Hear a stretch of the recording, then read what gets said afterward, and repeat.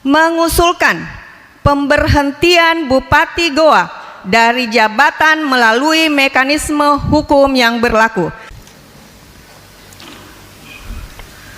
Berdasarkan seluruh uraian fakta, dokumen keterangan saksi, alat bukti, serta hasil kajian yang tertuang dalam laporan akhir Panitia Khusus Hak Angket DPRD Kabupaten Goa, maka pengusul hak menyatakan pendapat DPRD Kabupaten Goa mengusulkan kepada rapat paripurna untuk pertama, menerima dan menyetujui laporan akhir Panitia Khusus Hak Angket DPRD Kabupaten Goa sebagai dasar pengajuan hak menyatakan pendapat.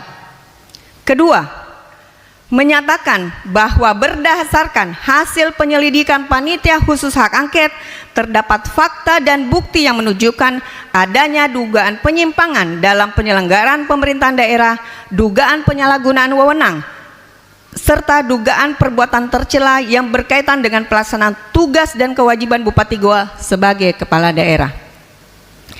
Ketiga, menyatakan pendapat bahwa fakta-fakta tersebut memiliki relevansi terhadap pemenuhan sumpah janji jabatan dan kewajiban Bupati Goa sebagai kepala daerah, sebagaimana hasil kajian dan kesimpulan yang telah dituangkan dalam laporan akhir Panitia Khusus Hak Angket. Keempat, mengusulkan pemberhentian Bupati Goa dari jabatan melalui mekanisme hukum yang berlaku sepanjang memenuhi persyaratan dan tahapan sebagaimana ditentukan dalam peraturan perundang-undangan.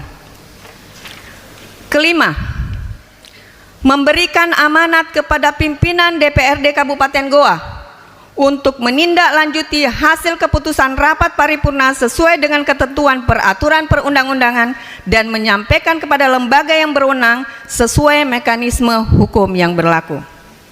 Keenam, meminta agar seluruh proses tindak lanjut hak menyatakan pendapat dilaksanakan secara objektif, transparan, akuntabel, dan sesuai batas kewenangan masing-masing lembaga, dengan tetap menjunjung tinggi kepastian hukum dan hak-hak setiap pihak.